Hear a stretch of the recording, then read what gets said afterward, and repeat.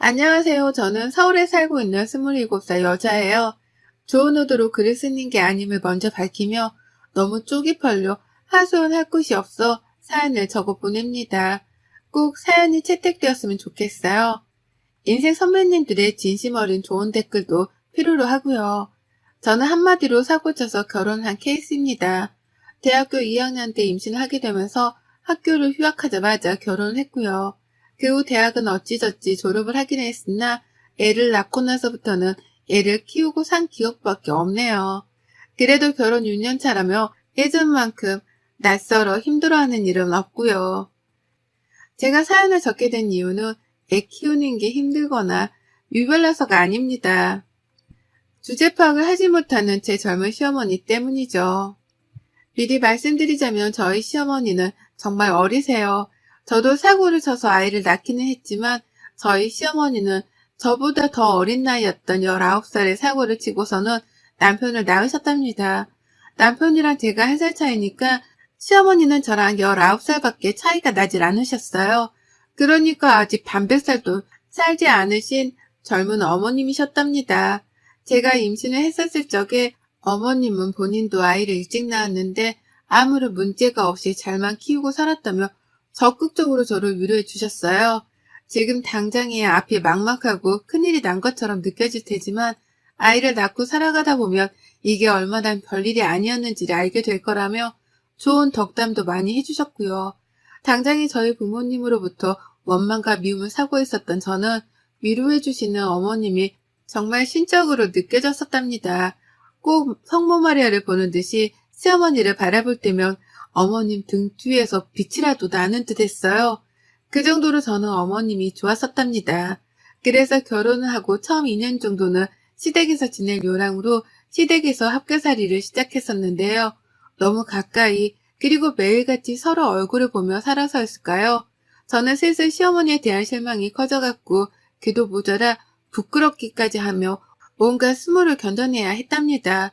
수모 따위를 안 겪고 살려고 해도 어머님이 자꾸 일거리를 만들어내시는 바람에 제가 민망스러울 수밖에 없는 상황들이 연속해서 일어나곤 했어요. 예를 들면 같이 사는 내내 장이라도 보러 갈 때면 어머님이랑 제가 꼭 같이 집을 나섰거든요. 식구가 늘어났기에 어머님 혼자 나갔다가 장바구니를 들고 오는 게 무리여서 제가 선뜻 도와드리고자 함께 나선 것이었습니다. 그런데 정말 전 태어나서 이렇게 목소리가 큰 사람을 처음 봤어요. 목소리뿐이게요. 뭐든 자기 주장이 맞다며 큰 소리로 떵떵거리며 우겨대는데 이렇게 고집이 센 사람은 정말 살다 처음이었습니다. 시장에서 사장님이 물건에 대해서 설명을 하면 어머님은 늘 의심이 가득한 표정으로 쳐다보면서 아닐 텐데, 아닌데, 그렇게 안 보이는데 라는 대답으로 싸움을 거셨어요. 본인이 시장 사장님보다 물건에 대해서 아는 게 더 많다고 생각을 하신 거죠. 그러면 사장님은 국내산을 국내산이라고 해도 뭐라 하고 국외산을 국외산이라 해도 뭐라 한다며 저희 시어머니랑 격양된 채로 말씀을 나누셨고 그 끝은 늘 싸움이었습니다. 한마디로 시장 바닥에서의 싸움이었죠. 시비는 누가 봐도 저희 시어머님이 먼저 거신 것이었고요. 매번 장을 보러 가는 매주 혹은 격주마다 이런 일이 생겼습니다. 그쯤 되면 시장 입구에서조차 서 있는 게 쪽이 팔려서 안 갈 법도 한데 저희 어머님은 창피한 것 하나 없다며 아주 당당하게 시장으로 직진을 하셨어요. 오늘은 좀 다른 곳으로 장을 보러 가실 법도 한데 바로 저번 주에 말싸움을 한 시장 아주머니가 계신 곳으로 또 장을 보겠다며 직진을 해서 가시더라고요. 그 덕에 온 시장 사장님들은 저희 어머님을 무슨 원수 보듯이 쳐다를 보셨고 괜히 옆에 서 있던 저도 같이 회기는 것도 같은데 장보러 나서는 길이 그보다 끔찍할 수는 없었답니다. 언제까지 이러고 살 수 없다 싶은 마음에 몇 달 이 짓을 겪다가 그 후엔 저 혼자 장을 보러 나가기 시작했어요. 아예 어머님께 말도 없이 나가서 한 주 동안 먹을 장을 혼자서 사올 때도 있었고요. 그렇게 나름 저만의 노하우를 쌓아가면서 진상을 부리려는 어머님을 제 선에서 차단해 가는 법을 터득했습니다. 하지만 그걸로 끝이었음 제가 분가를 하지도 않았을 거예요. 그 밖에 동네 이웃들한테도 별소리가 아닌데 층간소음이라며 집에서 쓰는 빗자루를 들고 쳐올라가질 않나. 집 근처에 산책로가 있는데 담배도 안 피우면서 어디서 카레가 그렇게 나와서는 계속 퇴퇴하고 뱉어버리시질 않나. 집 앞에 버려야 하는 쓰레기 봉지를 다른 빌라존에 버렸다가 카메라에 걸려서 경찰이 출동하질 않나. 그 밖에 뒷목 잡게 만드는 진상짓을 너무 많이 부리셔서 동네 관할 경찰관들 중에서는 저희 어머님을 모르는 분이 없었답니다. 저랑 저희 남편 그리고 시아버지는 무슨 잘못을 저지른 것도 아닌데 오고 가는 사람들한테마다 고개를 숙여 사과를 하는 게 버릇이 되다시피 했고요. 참 별별 꼴을 다 보고 나서야 제가 학을 떼듯이 분가를 하겠다고 선포를 했고 남편도 아이한테 나쁜 영향을 줄까 겁이 난다며 바로 동의를 하곤 집을 나왔어요. 그렇게 따로 나와서 산 지가 올해로 4년 차입니다. 용케도 버티는 2년이었고 그 시간 때문에 저는 시어머니에 대한 저의 선입견을 아직 다 고쳐내지 못한 중이었어요. 겨우 거리를 두고 사는 중이었고 집이 멀던 이유로 어머님은 저희가 먼저 찾아뵙지 않는 이상 제 발로 만나려고 하지는 않으셨어요. 다만 평소에도 아이 사진을 보여달라는 연락을 자주 해오셔서 대면대면 함에도 불구하고 카톡 연락을 꾸준하게 하며 지내고 있었습니다. 유치원 입구 앞에서 친구들과 밥 먹는 모습으로 혹은 앞에서 걸어가고 있는 뒷모습 등등 구체적인 모습을 하고 있는 사진을 원하시는 바람에 저는 늘 시어머니의 입맛에 따라 사진을 찍는 게 버릇이 되다시피 했어요. 하여간 까다롭기로는 정말 1인자셨고 남이 불편해하거나 기분 나빠할 것이라는 배려 따위는 전혀 해주지를 못하셨습니다. 그러니 가장 가까이 있는 사람 중 하나인 제가 피해를 가장 많이 보는 피해자가 되곤 했죠. 지금껏 결혼해서 살며 시어머니에 대한 얘기를 늘어놓자면 정말 한 트럭인데요. 불과 지난 5월 시어머니가 차를 뽑게 되면서 전보다 더한 진상살이가 시작되었답니다. 어머님께서는 기존에 조그마한 자가용을 가지고 계셨으나 사고를 내신 이후로 시아버지가 다시는 운전하지 말라며 그걸 폐차시켜 버리셨어요. 먼저 들이받고는 잘못이 없다며 베체라를 시전하다가 온 가족들이 출동해서는 블랙버스를 보고서 상대편 차량 주인분께 열심히 사과를 했었더랬죠. 그때 기억으로는 시어머니 또래 운전자분만 보면 횡단보도를 건너다가도 못 건널 것 같고 마트에서 마주쳐도 흠칫거리곤 합니다. 저희 어머님 생각이 나서 말이죠. 오죽했음 시아버지께서도 차를 폐차시키셨을까 싶은 마음이 들며 충분히 이해가 갔고 그 이후 암묵적으로 시어머니께서는 다신 운전을 하지 못하시는 줄 알았는데요. 글쎄 시어머니가 온 가족들에게 비밀로 하고는 차를 뽑아오신 거예요. 중고차를 어디서 구매하셔서 말입니다.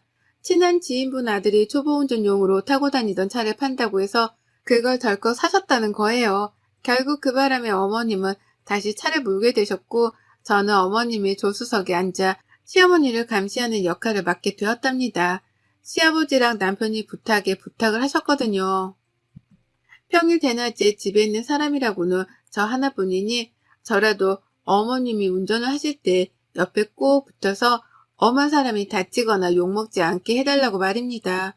운전을 어떻게 하는 건지 잔소리를 팍팍 해가면서라도 시어머니 버릇을 좀 고쳐놓으라고 말이죠. 저라고 별 수 있겠나요? 이미 진상 부리는 행동이 몸에 배어버린 사람인데 제가 옆에서 잔소리를 한다고 해서 뭐가 나아질 분은 결코 아니셨습니다. 다만 제가 그렇게라도 옆에서 눈치를 주면 어머님이 최소한 눈치를 보는 척은 하실 줄 알았네요.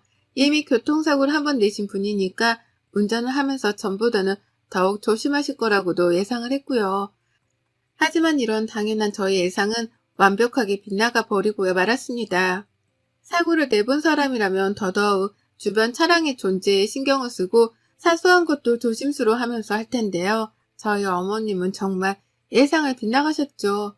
인도 앞에 서 있으면서 멀쩡히 인도를 지나가는 사람한테 빨리 지나가라고 클락션을 울렸던 날엔 저 진짜 조수석에서 쥐구멍이라도 숨고 싶었어요. 지나가는 행인이 여학생이니 망정이었지 어디 깡패라도 지나갔다가 그 꼴을 당했으면 가만히 있었을까요? 그런 생각을 하니 진짜 조수석도 앉아있을 곳이 못 되었습니다. 하지만 이게 끝이 아니었어요. 사고를 냈었으니까 내가 이제 절대로 과속은 안 할 거야. 라고 하면서 느리게 가속 페달을 밟으셨는데 그게 어찌나 느리던지 오고 가는 주변 차량들의 진로까지 방해를 한 겁니다. 그래서 제가 조금 빨리 가거나 아니면 아예 빠져서 비켜주라고 말씀도 드려봤지만 어머님은 이렇게 대답을 하셨죠. 지들이 알아서 가겠지. 라고요. 뭘 말씀드려도 자기 알 바가 아니라고 귀를 닫으셨습니다. 오고 가는 차량들이 운전을 똑바로 하라면서 클락선을 내내 울리는데도 아랑곳하지를 않으셨어요. 오히려 귓다갑게 자꾸 빵빵거린다면서 한 분은 창문을 열고 가운데 손가락을 찍혀 올려 버리셨습니다. 아, 그때 그 순간은 정말 제 인생 최악의 날이었습니다. 온 차들이 저희를 지켜보는데 작은 차 안에 운전자가 당당하게 가운데 손가락을 찍혀 올리니 저 멀리 있던 차량의 아저씨까지 창문을 열고는 소리를 지르셨어요. 운전 똑바로 하라고 말이죠. 흔히들 들어봤죠? 아줌마가 집에서 밥이나 차릴 것이지 왜 나와서 운전을 하냐는 말입니다. 전 이런 얘기가 90년대나 일어나는 말인 줄 알았는데요. 저희 시어머니 때문에 한 번도 아니 여러 번을 들었답니다. 운전 똑바로 할 거 아니면 집에 가 밥하라 소리를 귀에 딱지가 나도록 들었네요. 그 바람에 제가 시어머니를 부여잡고는 도대체 왜 이렇게 운전을 하는 거냐면서 미치도록 화를 낸 적이 있었어요. 도무지 화끈거리는 얼굴을 도로 위에서 들고 다닐 수가 없으니 이렇게 운전을 할 거면 차라리 내려달라고 말이죠. 그러자 저희 어머님 버스 서는 정류장에 떡하니 들어가서는 저를 내려주시더라고요. 그리고는 창문을 내려서 어디 버릇없게 시어머니한테 내려달라 말아야 내가 네 개인 택시기사냐? 라고 욕을 쏘아대셨답니다. 버스를 기다리는 승객들이 와르르 서 있는 정거장이었는데요. 모두가 저와 시어머니의 싸움을 목격했어요. 어머님은 욕만 남기고 호련히 그 자리를 떠나셨고 저는 혼자 남아 떠나가는 시어머니의 차량을 지켜보며 붉어지는 얼굴을 숨기고 가느라 애먼 머리카락만 잡아 뜯었네요. 혹시나 아는 사람이라도 만날까 싶어서 두근거리는데 내가 언제까지 이러고 살아야 하나 싶어 숨이 턱 막히기도 했습니다. 그러나 결국 언젠가 사고 칠 거라고 예상했던 어머님이 치고야 마셨어요. 고 기다리던 그 사고를 정말로 쳐내신 겁니다. 그날따라 왠지 시어머니랑 차를 같이 타고 싶지 않았는데 어머님이 애사진을 보여달라고 전날부터 닥달을 하시다가 자연스럽게 시아버지가 병원을 가셔야 한다고 말씀을 하셨어요. 어머님 혼자 가는 거라면 제가 그냥 알아서 가라고 했을 거지만 시아버지가 가신다고 하니 괜히 신경이 쓰이더라고요. 그래서 애를 유치원에 보내놓고 시어머니 댁으로 찾아뵈었습니다. 시아버지께서는 나가는 순간부터 시어머니 차를 타기 싫다면서 입이 대빨 튀어나오셨어요. 몰래 차를 산 것도 모자라 운전을 계속하고 다니신다고 생각을 하니 화가 나셨는지 문 앞에서 시위를 하며 운전을 자기가 하겠다고 몰아세우셨습니다. 하지만 결국 저희는 시어머니가 운전하는 차에 올라탔어요. 시어머니의 고집을 말릴 수 있는 사람은 아무도 없었으니까요. 그렇게 저희는 함께 병원으로 출발을 했습니다. 다소 불안한, 하지만 일단 가벼이 마음을 먹고 차에 올라탔는데 한 15분쯤 갔을까요? 지금도 그때 생각만 하면 식은땀이 순간 스쳐 흘러내리네요. 아버님이랑 대화를 나누며 최대한 긴장하시는 아버님의 마음을 풀어드리고 있던 그 찰나 갑자기 쾅 하는 소리와 함께 세 사람 모두가 앞쪽으로 쏠렸습니다. 시어머니가 꼬리타기를 하며 바뀌고 있는 신호를 따라 우회전을 하시다가 신호를 따라 정상적으로 출발을 한 차량과 부딪혔습니다. 근데 또 웃겼던 것이 그런 상황이면 저희가 모두 다 충격을 받아 오른쪽으로 쏠려야 했는데 시어머니가 운전을 요상하게 하면서 우회전을 하시다가 그대로 앞부분을 다른 차와 들이박은 거예요. 그래서 모두가 충격을 받자마자 앞쪽으로 쏠렸던 것입니다. 사태 파악을 하느라 한참의 시간이 걸렸고 누가 봐도 우리의 잘못이란 건 알았는지라 아버님과 저는 뒷목을 잡으면서 할 말을 잃었어요. 둘 다 결국 또 터졌구나 하는 마음으로 허망하게 시어머니를 노려보며 서로를 챙겼습니다. 근데 시어머니는 이번에도 당당하더라고요. 정말 쪽팔림이라고는 하나도 느끼지 못하는 건지 상대편 차량에서 운전을 어떻게 하냐며 막 나와서 보험을 부르며 어머님을 부르시는데 어머님은 누가 뭐 잘못을 했는데 차가 앞에서 오고 있으면 비켜줄 생각을 해야지 그걸 그대로 갖다 들이받고 말이야. 당신 깡패야? 이게 깡패가 아니면 뭐야? 라고 하며 막받아 치셨답니다. 그리고는 한참이나 걸려 사고 운전자와 말싸움을 하느라고 쉬지도 않고 소리를 질러대셨어요.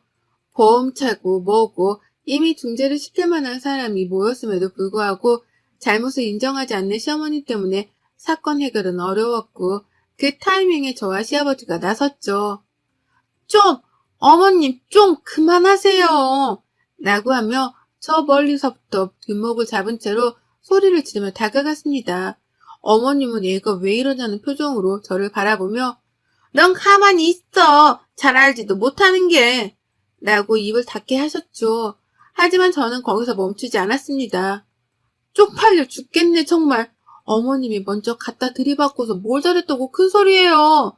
잘못을 했으면 잘못했다고 사과를 먼저 하셔야지. 뭘 잘했다고 자꾸 쫑알쫑알. 여기 있는 사람들이 다 놀고 먹는 배수인 줄 아세요? 다들 바빠 죽겠는데 얼른 사과드리고 보험 처리하세요. 제발 좀 그 입 좀 다무시라고요. 라고 주절주절 맞는 말만 골라서 했어요.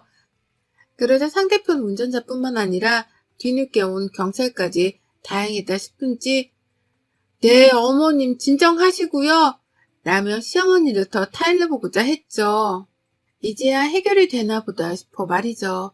하지만 어머님은 거기서 그치지 않은 채 오히려 며느리가 자신의 편을 들지 않는 것에 화가 나서는 그 분풀이를 상대방 운전자한테 하셨습니다.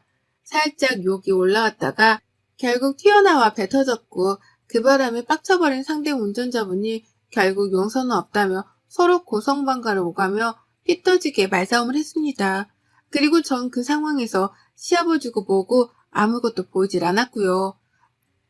그저 죄 없는 사람이 피해만 보지 않았으면 하는 마음에서 경찰분께 이실직고를 했답니다.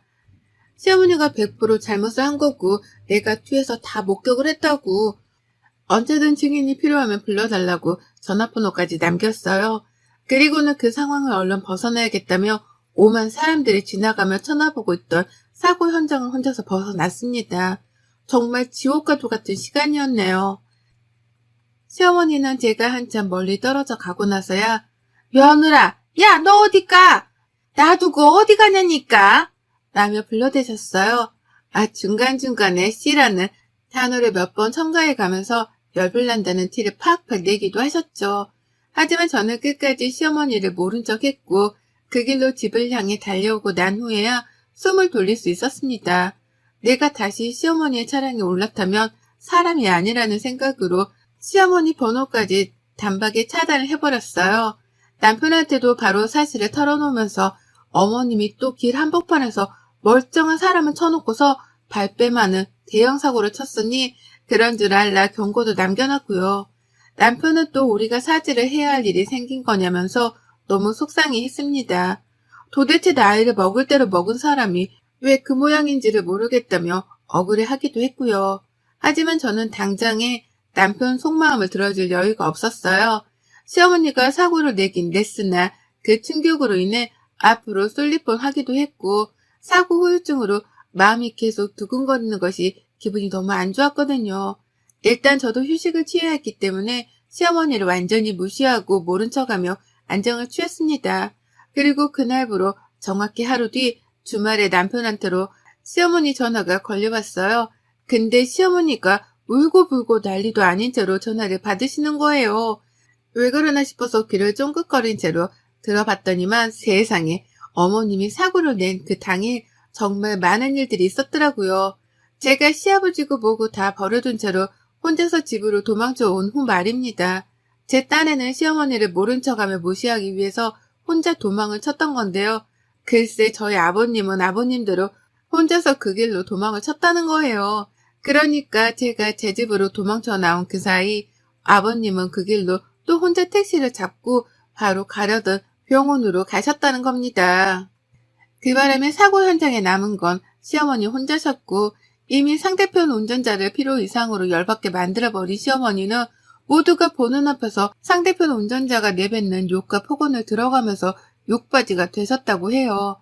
엄밀히 말하면 시어머니가 잘못을 저지르고 이 모든 상황을 만든 장본인이니 욕바지라고만 표현을 할 수는 없지만 그 상황에서 자신의 행동에 대가를 치르신 건 분명해 보였습니다. 그 길로 충격이 크셨지만 진정을 할 새도 없이 어머님은 경찰서로 끌려가셨다고 하고요. 상대편 운전자분이 괘씸하다며 정신적 피해보상까지 요청을 하게 되며 이 일은 소송으로까지 번지게 되었다고 하더군요. 그런데 아무리 전화를 해도 아무도 안 받고 시아버지도 집을 나가버리셔서는 어제 하루 집에 들어오지를 않았다며 겁에 질려 하기까지 하셨답니다. 네, 그렇습니다. 저희 시아버지는 그 길로 병원을 갔다가 집으로 돌아가지도 않은 채 동생분이 사시는 집으로 가서는 외박을 하셨다네요. 저는 저대로 시어머니 번호를 차단하고 더러워 안 본다며 모른 척을 했었고요.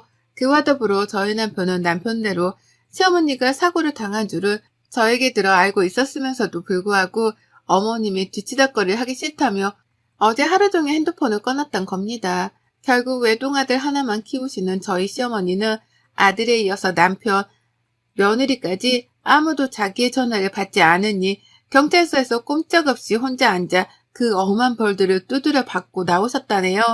상대편 운전자가 고소를 한다며 변호사까지 선임을 하는 사이 자기는 혼자서 아무도 없는 곳에 앉아 하염없이 가족들을 기다렸다면서 울며 전화를 해서는 따지는데 진짜 속으로 꼬셔서 죽는 줄 알았어요. 어찌나 서럽게 울면서 어디 있었냐고 저희 남편을 찾는데 남편은 시어머니가 우는 걸 들으면서도 아무 감흥이 없어 보였답니다. 오히려 또 저러신다면서 그래서? 그래서 뭐?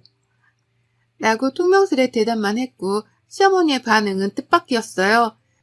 그렇게 남들한테는 진상이란 진상짓을 잘도 부리더니 자기 아들한테 받는 무시와 멸시는 참기 힘드셨던지 더욱 크게 우시며 대답하시더라고요. 내가 잘못했어. 내가 잘못한 거야. 다시는 안 그럴 거야. 라는 말과 함께 목이 빠져라 울고불고 난리도 아니셨어요. 생전 처음으로 시어머니 입에서 잘못이란 말이 튀어나왔고 그 말에 펑 놀란 저희 부부는 다소 난감하긴 했으나 이때라도 버릇을 단단히 고쳐드려야겠다는 생각에 일단 전화는 끊어버렸습니다. 진짜 잘못을 했다고 생각하면 법적 조치도 달게 받으라는 말씀을 남긴 채 말이죠. 결국 진상 부리기 좋아하는 우리 어머님은 민폐 운전의 끝판왕을 선보이다가 피해자한테 욕이란 욕도 먹고 고소도 당하고 경찰서도 끌려간 걸로도 모자라 자식 배우자 며느리한테 무시까지 받는 최악의 결말을 맞이하셨답니다. 지금도 시아버지는 동생분 집에 계시면서 집으로 돌아갈 생각을 안 하고 계시고요. 저희 부부는 시어머니 연락을 일절 무시하며 버티고 있어요. 어떻게든 혼자 해결을 하게 만들어야지만 깨닫는 게 있을 거라면서 최선을 다해 어머님 연락을 끊어내는 중입니다. 뭐 어쩌겠어요. 평소에 잘 행동하고 살았음 이렇게까지 모른 척 하진 않을 텐데 이게 다 어머님이 뿌린 대로 거두고 있는 거죠 뭐. 여러분의 생각은 댓글로 남겨주세요. 오늘도 시청해 주셔서 정말 감사합니다.